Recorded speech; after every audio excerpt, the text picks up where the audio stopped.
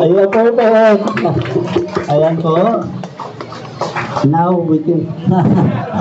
Pinasinayaan ang mga bagong dry stand pipes sa E. Santos Street, Barangay Sumilang noong Miyerkules. Pinangunahan ang proyekto ng City Engineering Office at DRRMO o Disaster Risk Reduction Management Office sa suporta ng lokal na pamahalaan.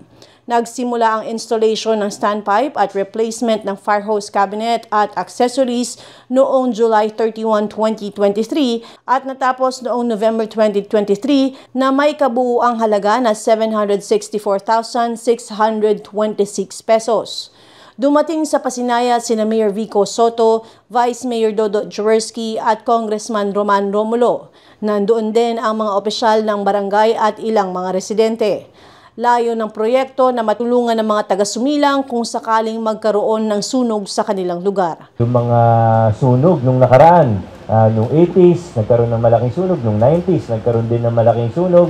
Hindi ko na po sasabihin na baby pa lang po ako nung mga panahon na yon. Pero talagang si Kapmay talagang aktibo na po dito ng mga panahon na yon. Pero ayun nga po, sana hindi na po mangyari ulit. Nagdadasal po tayo at nagtitiwala tayo na hindi na po mauulit yung ganong klaseng malaking sunog. Pero maganda pa rin po na kahit di siya mangyari, maghanda pa rin po tayo. Tayo po sa Pasig, naniniwala tayo sa disaster preparedness.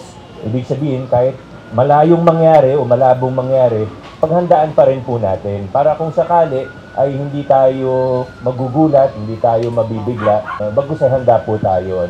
Ganun din po, yung nabanggit ni Kong Roman, yung pag-distribute natin ng mga go bag, sana hindi natin magamit yung mga nilalaman nun, pati yung mga first aid kit, sana hindi natin magamit. Pero mabuti na po yung meron po tayong ganitong proyekto. Ito naman dry stand pipe, ito rin yung talagang nakita natin na paraan para safe yung mga looban natin. Dahil marami po talagang looban sa lungsod ng Pasig. At malalaki po. Sa totoo, dito sa Sumilang, hindi pa nga ganun kalaki. Kumpara sa ibang lugar, gaya ng Manggahan, Pinagbuhatan, malalaki po talaga mga looban. Ito po yung nakita natin na paraan para safe tayo in case lang po na may sunog. Kasi yung mga po, maraming ibang suggestion din Marami din panukala, yung mga fire truck, yung mga ganun. Pero sa nakita po kasi namin, hindi talaga masyadong okay din. Mamaya, ma-stack pa nga yun sa loob, pagka naubusan ng tubig, kasi maliit lang po yun. Ito po, yung pipe mismo, yung kakabit sa dry stand pipe natin, naka-extend po siya hanggang sa loob, okay po tayo, mas safe po tayo. Pang-ilan na rin po ito na ginawa na proyekto ni Mayor Vico ng ating city.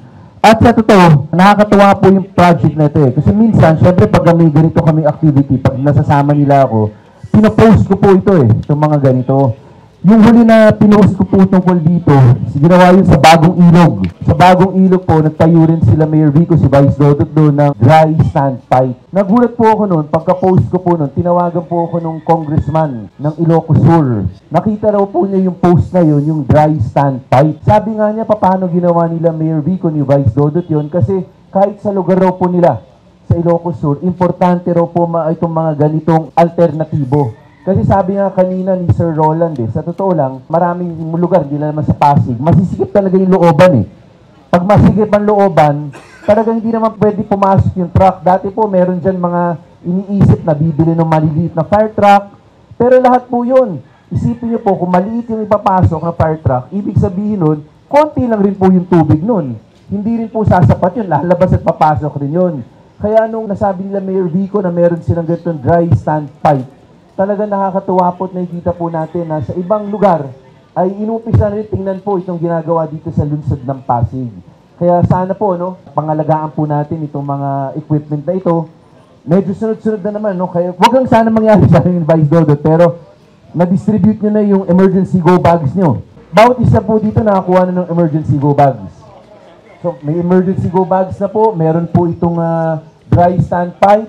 So, siguro naman po talagang preparedness natin. At wag naman mangyari ay ando doon.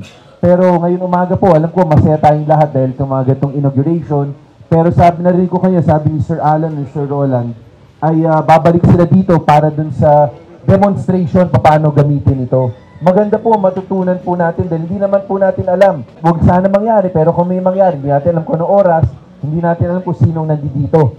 Kaya maayos na lahat tayo kahit paano alam paano gamitin para masigurado natin na masalba natin yung pamilya natin at kung kaya yung ating mga ari-arian dito. Itong project na pala ito ay na-complete nung last year pa, no? Pero again, isa sa mga proyektong kailangan po natin na maghanda pero pinagdarasal po natin na never natin magamit. Iwas po tayo sa sunog. Again, meron na po tayong mga na-install na ganito sa ibang lugar sa Pasig. Kailangan ko rin pong ipaalala sa ating mga residente. Sana po pangalagaan natin ito. Yung iba ho kasi pangit man sabihin, pero yung iba ninanakaw ho yung mga fittings at binibenta. Sabi ko, maawa naman kayo dahil ang katapat po nito ay safety ng ating mga mahal sa buhay, no, na nakatira dito sa inyo sa Hubson at sa Boyong Street. So, sana makiusap tayo, kausapin natin yung ating mga kabataan, lalo na yung mga fire cabinets po natin, hindi po laruan po yan, no? Yan po ay nandyan in case of emergency. So again, sana pangalagaan po natin itong mga naibibigay dahil po nanggaling din po yan sa bulsa ninyo. Taxpayers money po ang nagamit dyan, pinanggastos po para sa programang ito. Again, congratulations po sa Sumilang, sa ating barangay at mabuhay po tayong lahat. Nagpasalamat si Kapitana May Ramos Gomez. Aniya, kailangan ito sa kanilang lugar, lalo na sa mga makikipot na daan at looban. Lubos na pasasalamat ng Barangay Sumilang sa tatlong magigiting na to. Si Kong Romlo, malaki na itutulong sa Sumilang, si Vice Mayor Dudut, at siyempre, si Mayor Vico. Kaya maraming salamat po itong standby dry pipe. Malaking bagay sa inyo kasi na-witness ko noon yung sunog dito sa Hubson nung araw. Nalalus lahat yung buong anong yan. Ngayon at least may protection kayo, may pang-prevent ng fire. So, maraming salamat po. Ibinahagi naman ng engineering at ng DRRMO ang ilan pang mga detalye ng proyekto. Installation of dry standpipe and replacement of fire hose cabinet and accessories. Nagsimula po siyang date started is July 31, 2023 and date completion is November 27, 2023. Then project cost po is 764,626. Ang location po is Lopez Haina Street, East Santos, Barangay Sumilang, Pasig City. Ang Siamese connection po dito po sa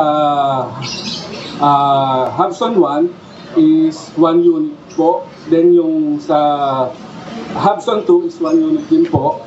Then yung sa firehouse cabinet natin, yung accessories including na fire extinguisher, axe, then may security alarm din po na 2 unit located at Hubson 1 and then 2 unit located at Hubson 2. Then Siamese connection, 1 unit located din po sa Boyong Street. Then firehouse cabinet din po doon is 2 units.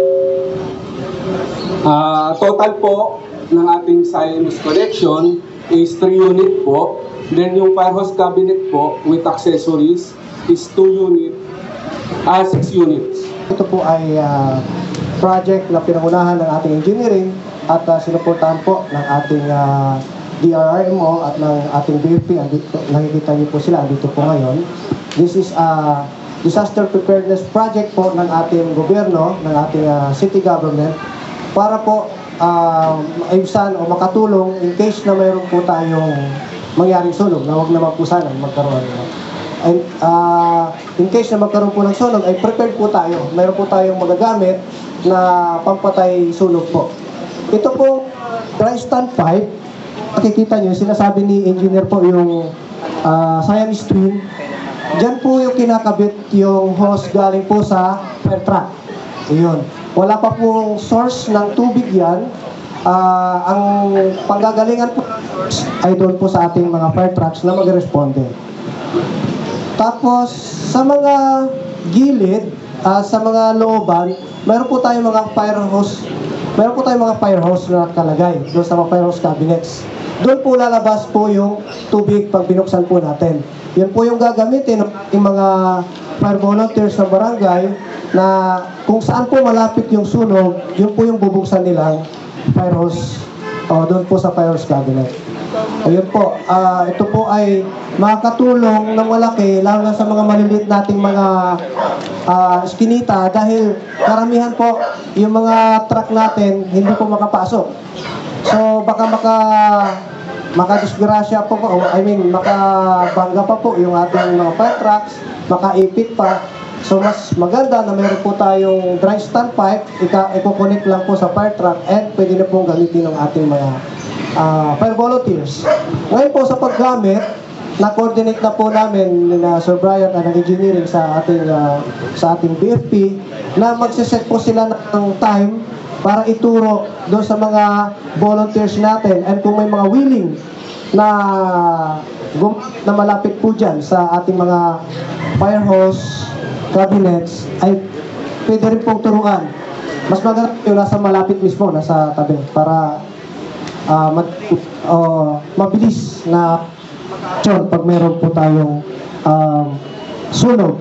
Yun po, meron po tayong isang Siamese dito sa Hubson 1 at more or less ang ating mga households po dito total ng Hubson 1, Hubson 2 at tsaka Boyong meron daw po tayong 130 households plus 200 na family patutulungan ng ating project.